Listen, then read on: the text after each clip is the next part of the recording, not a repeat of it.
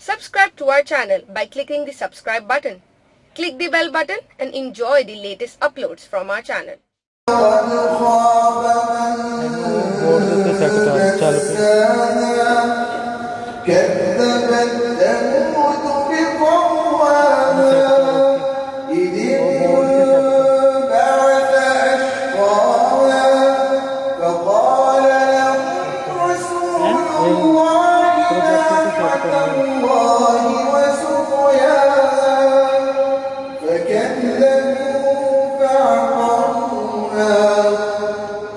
فدمدم عليهم ربهم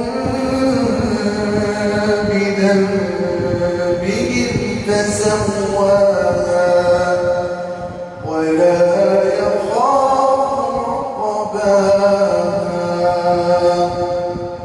صدق الله العظيم.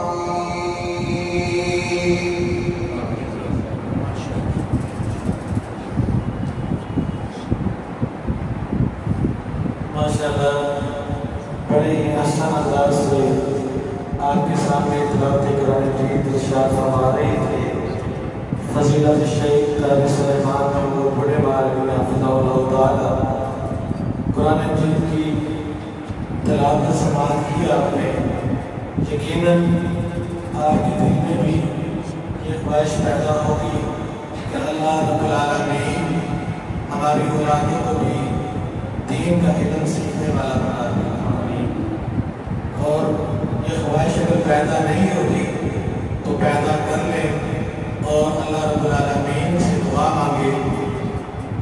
ہم بھی انشاءاللہ عزیز ہمارے یہاں پر شعبہ حفظ کا ادارہ چل رہا ہے اور اس میں انشاءاللہ قریب شعبہ احتکام کا آغاز کر رہے ہیں اور اس کے ساتھ ساتھ انشاءاللہ درس نظامی کا بھی قریب جلد یہاں پہ انعقاد کر دیا جائے گا. تمام آپ یہاں پر انشاءاللہ اپنے بچوں کو داخل بھی کروائیں. اب میں دعا تھا کہ فضیلت الشیخ ڈاکٹر عبدالباسط نعیم حفظہ اللہ صاحب تعالیٰ سے گزارش کروں گا کہ وہ بکیہ پروگرام کو چلائیں.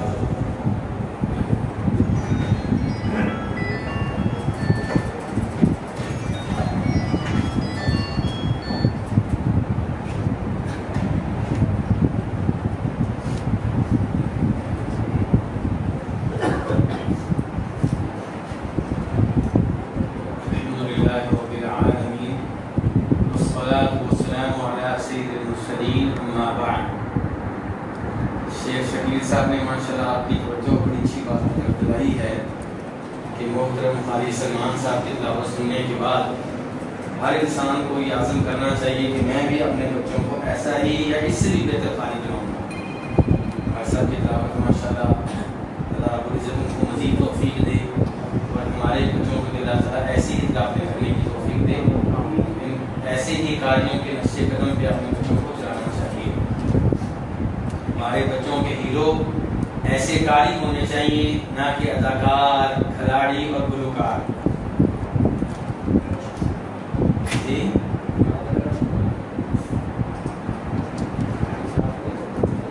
جی اس کا بولے نہ سمجھے نہیں. ہاں جی قابل رہ سکتی ہیں.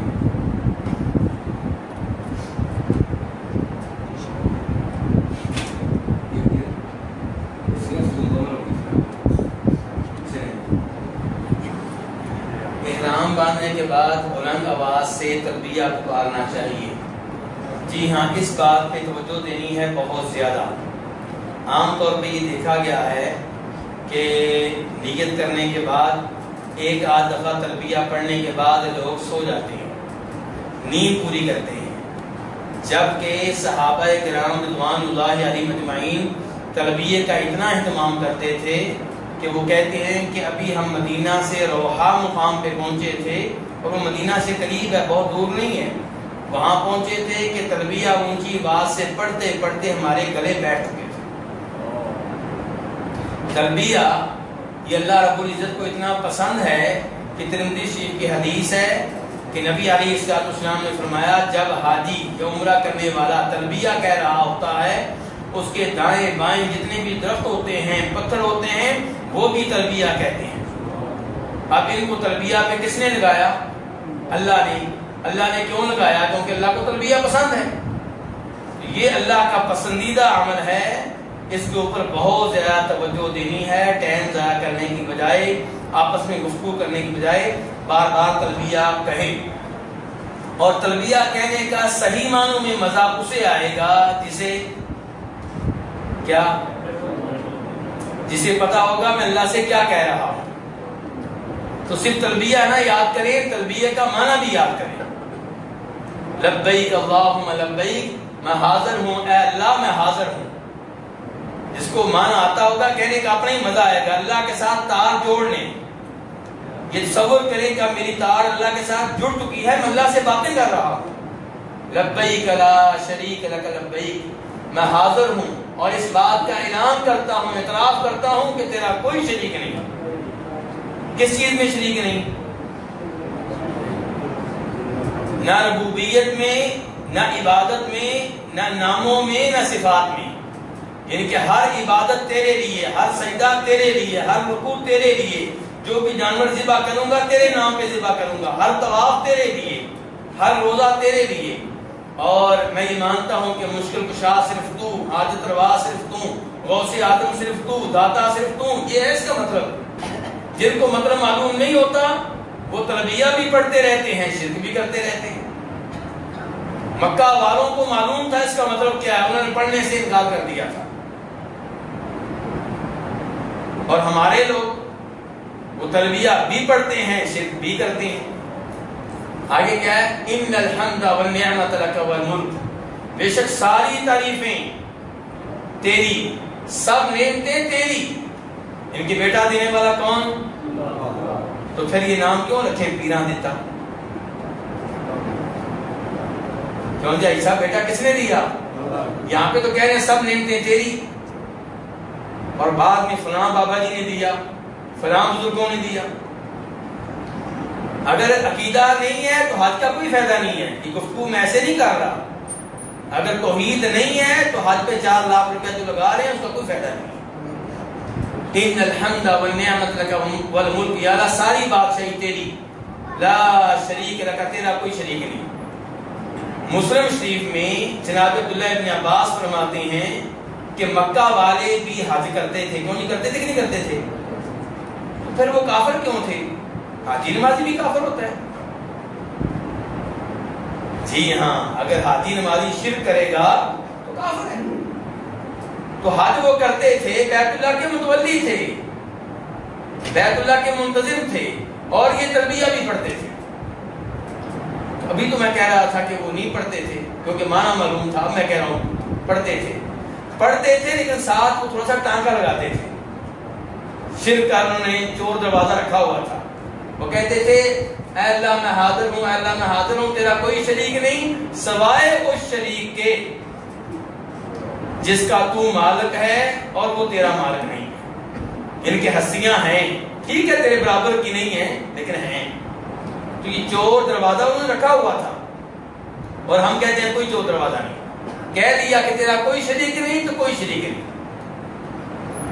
تو یہ میری گزارش ہے کہ تلبیہ کے عربی الفاظ بھی یاد کریں اور تلبیہ کا معنی و مفہوم بھی آپ کو آتا ہو، تاکہ تلبیہ کہتے ہوئے آپ کی اور رب کی آپس میں تار جڑ جائے اور تعلق اللہ سے قائم ہو جائے، گویا کہ آپ اللہ سے سرگوشیاں کر رہے ہیں.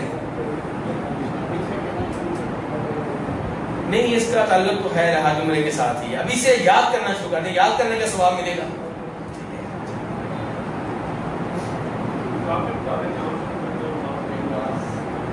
مقات سے ہم گئے تھے نا، مقات سے ہم نے نیت کر لی ہے. یہ ویسے باتیں نہیں آئی ہیں، کیا آئیں گے آگے؟ آئیں گی؟ وہ کہہ رہے ہیں آئیں گے آگے. چلیں جی سمجھائیں.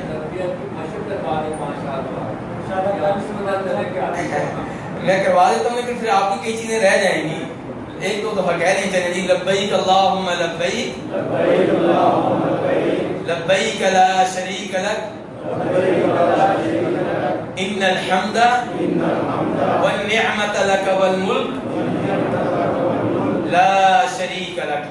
آپ اندازہ کیجئے اللہ کو توحید کتنی پسند ہے. بار بار ہمارے منہ سے اللہ نکلوا رہے ہیں کہ تیرا کوئی شریک نہیں، تیرا کوئی شریک نہیں. اور لوگ کہتے ہیں تمہارے کو توحید کرتے رہتے ہو. کیوں نہ کریں, اللہ نے اسی لیے پیدا کیا ہے. اللہ کہتے ہیں وما خلقت الجن والانس الا لیعبدون, میں نے تمام جنوں تمام انسانوں کو صرف اپنی عبادت کے لیے پیدا کیا ہے. اور اللہ کہتے ہیں